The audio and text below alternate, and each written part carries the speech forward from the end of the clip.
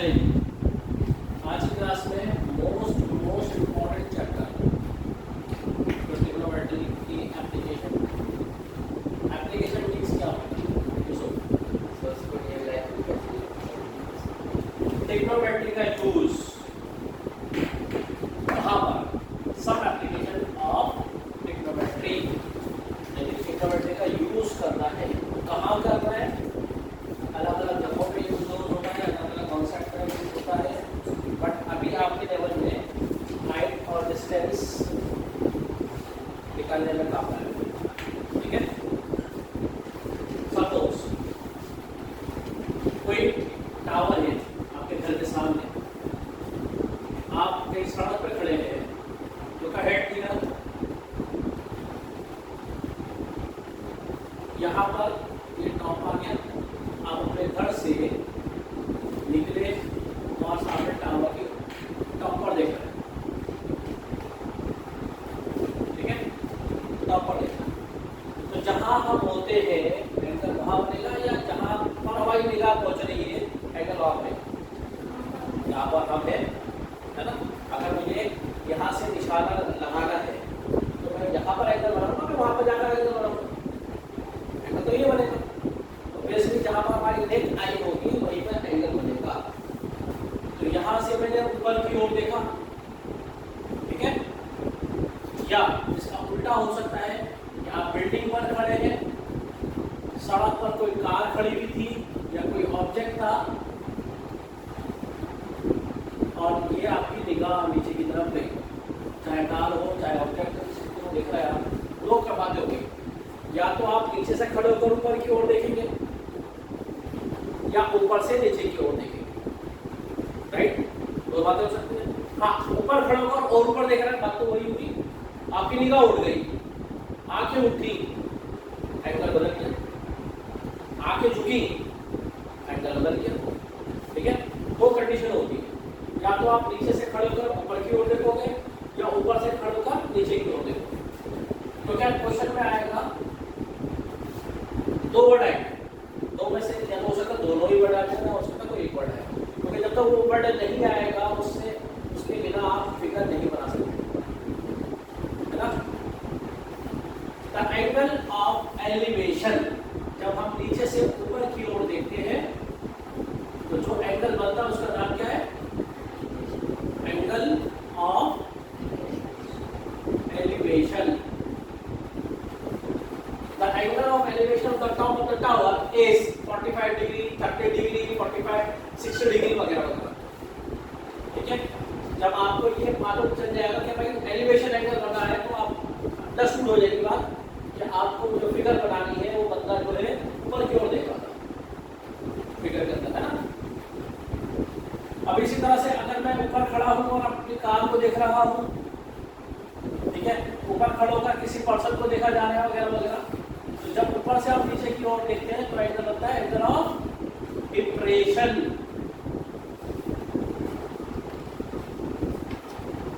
ठीक है जी।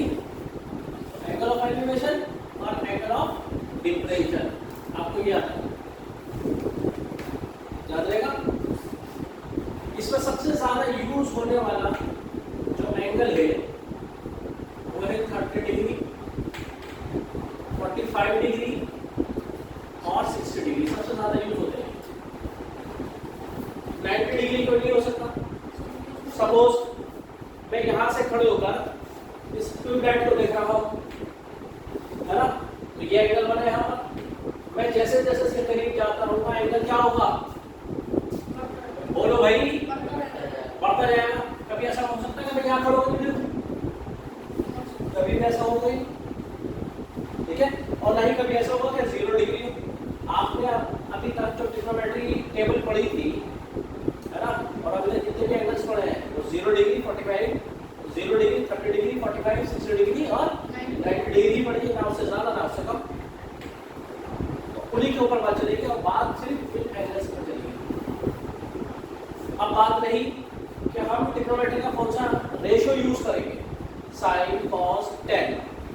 पहली बात याद रखिएगा, इन तीन रेशियो का ही यूज करेंगे हम, साइन कॉस टेन, ना कोसेक का करेंगे, ना सेक का करेंगे और ना ही कॉट का करेंगे।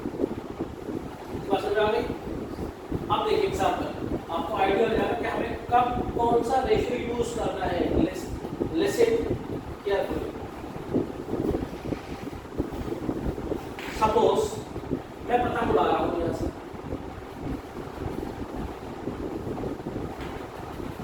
ये आ गई पतंग, इसको आप क्या बोलते हो, गाइड, सभी गाइड बोलते हैं, है ना। तो जो डोर है क्या हम उसको टच नहीं कर सकते या नहीं करते, करते हैं ना। मान लो मैंने यहाँ से पतंग उड़ाना शुरू करी और काफी लंबी डोर हो गई, तो बहुत दूर तक पतंग चली गई, तो क्या पतंग बिल्कुल सर पर रहती है या जमीन पर जाती है, इस तरह से जाती है। अगर आप उसको ध्यान से देखेंगे एलिवेशन एंगल बनने का, है ना। सपोज यहाँ से आपने पतंग उड़ाई और ओखला हेड तक आपने पतंग को पहुंचा दिया, उसकी ऊंचाई भी तो होगी, जमीन से कितना ऊपर है वो, है या नहीं, ये नहीं। अगर मैं आपसे कहूँ कि भाई अगर वो पतंग जमीन से 200 मीटर ऊपर उड़ रही है, 30 डिग्री के एंगल से उड़ रही है, तो बताइए डोर की लंबाई क्या होगी, कितनी होगी, ठीक है।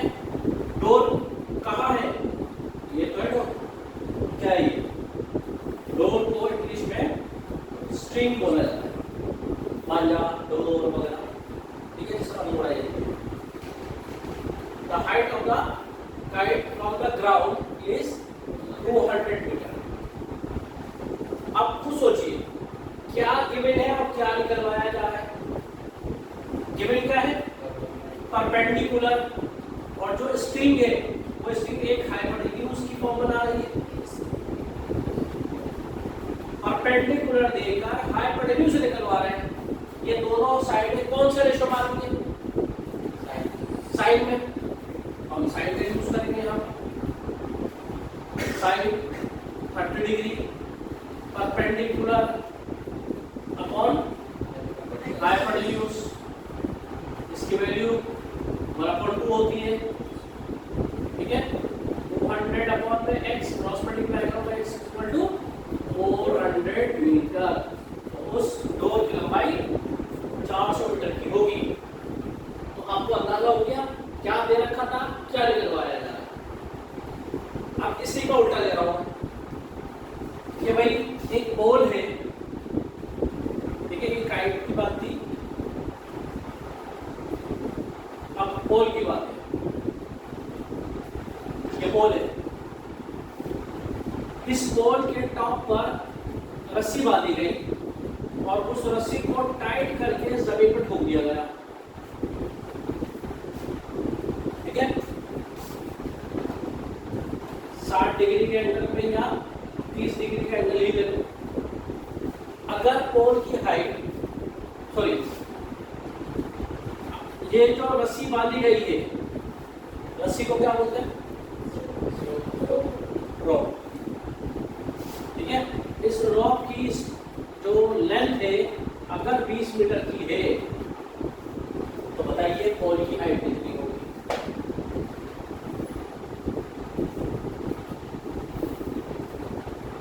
बताइए क्या दे रखा है, क्या निकलवाया जा रहा है, हाइपोटेन्यूज दे रखा है, रस्सी है, रस्सी किस फॉर्म में लगा रखी है आपने, हाइपोटेन्यूज की फॉर्म में, ठीक है। निकलवाया क्या जा रहा है, हाइट, यानी परपेंडिकुलर निकलवाई जा रही है। तो ये दोनों साइडें किस में आती है, साइड में। परपेंडिकुलर दे रखा है, हाइपोटेन्यूज निकलवा रहा है, हाइपोटेन्यूज दे रखा है, परपेंडिकुलर निकलवा रहा है, दोनों ही केस के अंदर साइन यूज होगा।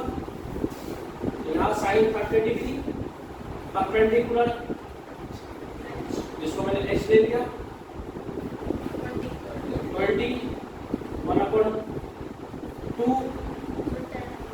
x अपॉन में 20 काटा आपने 10 क्रॉस मल्टीप्लाई करा x इक्वल टू 10। इस तरह से आपके क्वेश्चन भी सॉल्व होते जा रहे हैं, राइट। ये क्वेश्चन पहला क्वेश्चन होगा होगा एक्सरसाइज 9.1। सिर्फ एक ही एक्सरसाइज है और हार्डली 15 क्वेश्चन। ठीक है, चलिए जी अब देखिए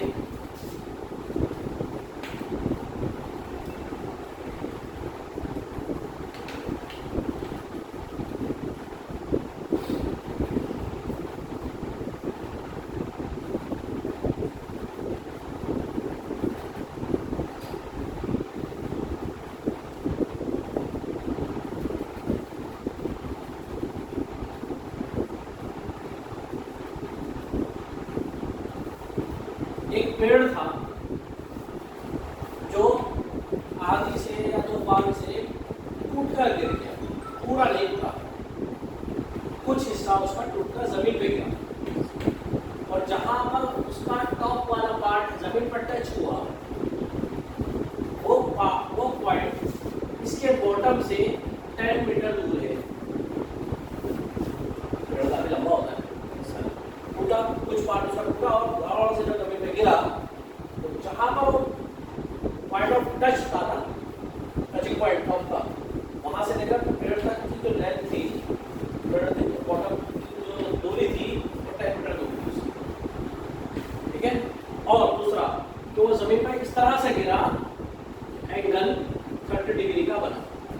मैं बार 30 डिग्री का ले रहा हूँ, ये मत सोचिएगा हमेशा 30 डिग्री को आगे इस क्वेश्चन में ले लीजिए। ठीक है जी, अब आपको ये बताना है कि ये पेड़ कितना ऊंचा था, ये भी बुक का ही क्वेश्चन है। ठीक है, तो पेड़ अभी जो अनब्रोकन पार्ट है वो यहां से आ रखा है और ये जो पार्ट है ये ब्रोकन पार्ट है। ये मैंने शेडेड, ये देखिए आप, मैंने डॉटेड बनाया है। वजह क्या है इसकी डॉटेड बनाने की, कि पहले वो यहाँ तक का होगा, यहाँ से ब्रेक हुआ आधी की वजह से गिर गया। ठीक है ना, हर फिगर का नाम रखेंगे। देखिए मैंने अगले दो क्वेश्चन में फिगर के नाम नहीं लिखे, अब बताने जा रहा हूँ, ध्यान सुनिएगा। हर फिगर को बनाने के बाद उसकी नेमिंग करेंगे प्रॉपर।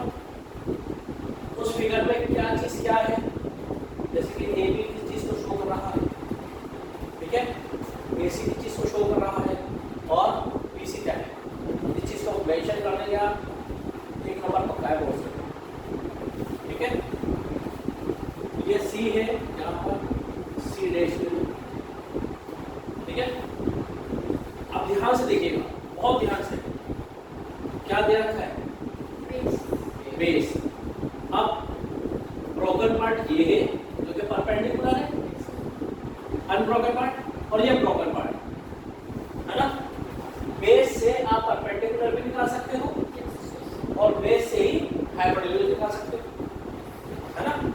तो बेस से अगर अपने परपेंडिकुलर निकालना है तो मैं कौन सा ट्रिग्नोमेट्री रेशियो यूज करूंगा, 10 का। तरीका क्या है लिखने का, triangle A B C in which 10 30 degree perpendicular A B base B C, पहले नेमिंग करेंगे। मैंने यहाँ पर डायरेक्टली बताया है, ठीक है। यहाँ पर मैं पूरा वो तरीका समझा रहा हूँ जो आपको नोट्स पर करना है। तो 3 नंबर क्वेश्चन और 4 नंबर क्वेश्चन के लिए 1/√3 ए बी एच आगे ये 10 है, क्रॉस मल्टीप्लाई करेंगे 10/√3 इज इक्वल टू एच, यानी कि आपके पास आ गया 10/√3 आ गया। अब मुझे ये बताइए ध्यान से देखकर, क्या मेरे पास सिर्फ एक ही ट्रिग्नोमेट्री रेशियो है ये साइड निकालने की, या और भी वेरियस मेथड है, वेरियस प्रोसीजर है, पाइथागोरस लगा सकते हैं, वेरी गुड। परपेंडिकुलर भी है, बेस भी है, हाइपोटेन्यूज मिल जाएगा पाइथागोरस से, या कॉस से कर सकता है, बेस अपॉन हाइपोटेन्यूज। दो, तीसरा कौन सा है, साइन से, परपेंडिकुलर अपॉन हाइपोटेन्यूज। ठीक है, तो हम इस बेस के थ्रू परपेंडिकुलर भी निकाल सकते हैं, इस बेस के थ्रू हाइपोटेन्यूज भी निकाल सकते हैं, और अगर कोई सी भी एक साइड आ जाए तो दूसरा तरीका है पाइथागोरस तरीका। ठीक है, इसे कॉपी करिए और इसकी ये बाकी की ये हाइपोटेन्यूज फाइंड करने के बाद आपको हाइट ऑफ ट्री निकालना है, ठीक है, जो कि यहां से यहां तक, यानी समझ लीजिए C dash A plus A B. और सी डैश ए कैसे मिलेगा आपको? हाइपोटेन्यूज, उसको एसी बोल सकते, ठीक है। जब यहाँ, क्योंकि एक का तो आंसर आ चुका आपके पास, इसका आंसर आया है, ये पार्ट आ चुका है 10/2। इसको अलग से सॉल्व करके यहाँ रखिए, दोनों का एलसीएम देगा, रेशनलाइज की जरूरत पड़े रेशनलाइज नहीं करना, नहीं पड़े कैलकुलेशन हो जाए कैसे करना, do it fast. Question number 6, यहाँ से आपने स्टार्ट हो जाए डबल एंगल फिगर वाले क्वेश्चन, ठीक है। और एक नई बात सुनिएगा इसमें, वो बहुत रेयर क्वेश्चन के अंदर आती है, लेकिन जब आती है ना भूल जाते हैं स्टूडेंट। वो क्या है, वो स्टार्टिंग में ही देखिए, अब boy 1.5 metre tall is standing at some distance from a 30 meter tall building।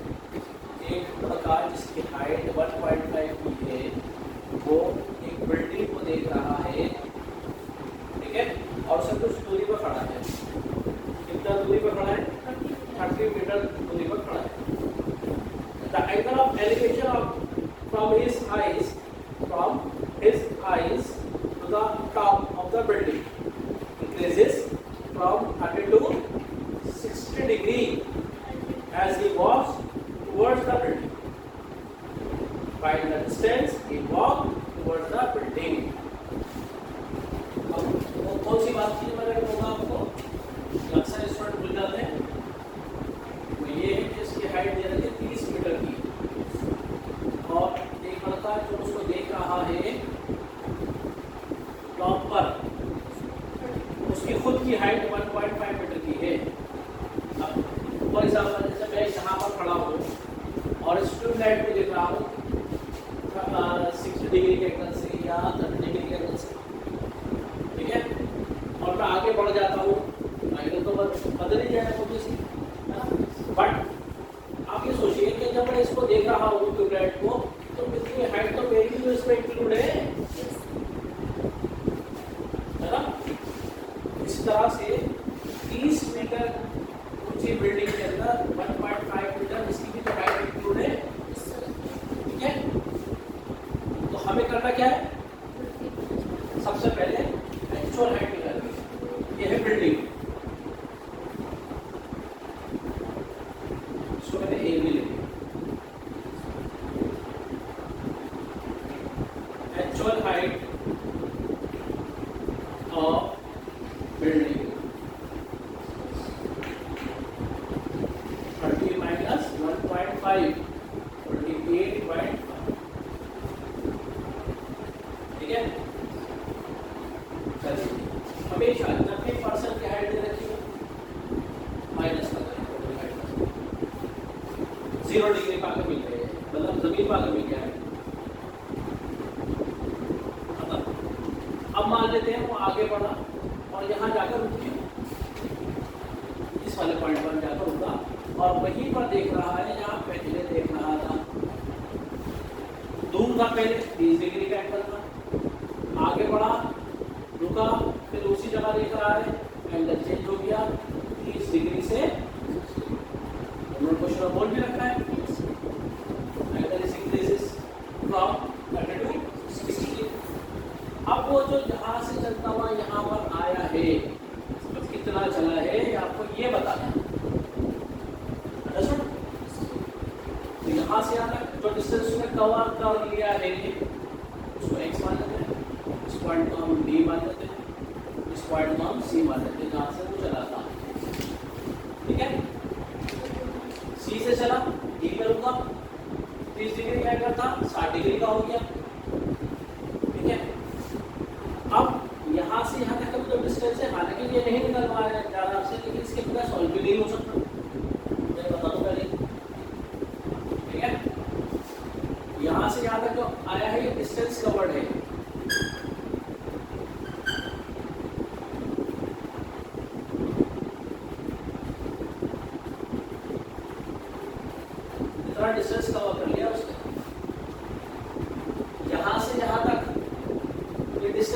बाकी रह गया ये डिस्टेंस, उसको हमें कवर करना है।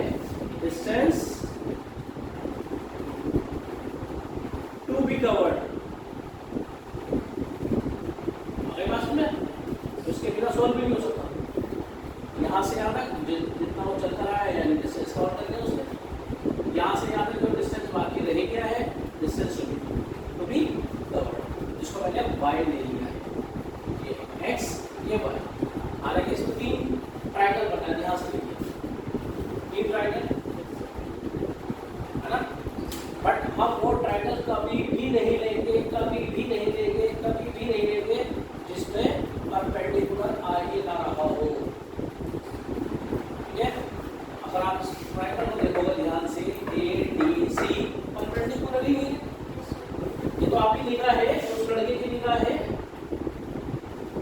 यहाँ से यहाँ तक नहीं, यहाँ से यहाँ तक नहीं, है ना, इसको परपेंडिकुलर कहा है ही नहीं। तो हमेशा वही ट्रायंगल है जिसको परपेंडिकुलर आ रहा हो। तो अब इसके हिसाब से एक ट्रायंगल ये बना ABD और दूसरा ट्रायंगल कौन सा बना ABC, राइट। गुड, चलिए question number 7। From a point on the ground, the angle of elevation of the bottom and the top of a transmission tower fixed at the top of 20-meter high building are 45 degree and 60 degree respectively. Find the height of the tower. ये building है जो कि 20 metre ऊंची है, ठीक है जी, अरे बात समझ आई है नहीं? Yes sir. और इस बिल्डिंग पर 20 मीटर ऊंचा एक ट्रांसमिशन टावर लगा हुआ है, जैसे कि आपने देखा होगा कि कम्युनिकेशन वाले टावर लगते हैं जियो के वोडाफोन वगैरह के, इस तरह का मान के चलो ये इस तरह से, ठीक है। कुछ दूरी पर खड़े होकर इसके बॉटम पे देखा गया 45 डिग्री के ट्रांसमिशन टावर के बॉटम पर देखा गया और ट्रांसमिशन से टॉप पर देखा गया उसी पॉइंट से एंगल कितना बना 60 डिग्री का, ठीक है। अब यहाँ पर इन्होंने वर्ड यूज करा है the bottom of the transmission tower, उसका रिप्लेस वर्ड कौन सा होगा? The angle of elevation of the top of the building, जो बिल्डिंग का टॉप है वो ट्रांसमिशन टावर का बॉटम है, ये भी तो वर्ड यूज कर सकते हैं, है ना। कुछ दूरी पर खड़े हैं, कितनी दूरी पर खड़े हैं नहीं मालूम, उसको हमने x मान लिया, राइट। बिल्डिंग जो है वो ये भी है, जिस पॉइंट से देखा जा रहा है और इसके बॉटम पर या इसके टॉप पर वो सी पॉइंट है, ठीक है। और जो टॉप पॉइंट है इसका ट्रांसमिशन टावर का, उसको मैंने डी ले लिया सपोज, ठीक है। और ट्रांसमिशन टावर एडी हुआ कि नहीं हुआ, जिसको मैंने एच ले लिया, एच मीटर, ये एक्स मीटर, ठीक है। अगर मैं इस फिगर को रोटेट करूं तो क्या ये नहीं बन जाएगी? बनेगी कि नहीं बनेगी? तो हर दूसरा तीसरा क्वेश्चन इसी फिगर का आएगा आपके सामने, मोस्ट प्रोबेबली हर दूसरा क्वेश्चन। तो जब इसको लिटाओगे आप तो ये वो डिस्टेंस है जो कवर करना बाकी रहेगा, ये वो डिस्टेंस होगा जो डिस्टेंस कवर कर दिया गया था, ये बिल्डिंग की हाइट थी। अगर मैं इसको रोटेट करूं और इसको कंपेयर करूं तो यही होगा। तो जिस तरह से आपने यहाँ पर स्टेप लेकर सॉल्व करने के लिए सेम यहाँ पर करना है। एक बात तो याद रखिएगा कि जब 45 डिग्री का एंगल होगा परपेंडिकुलर और बेस हमेशा सेम होंगे।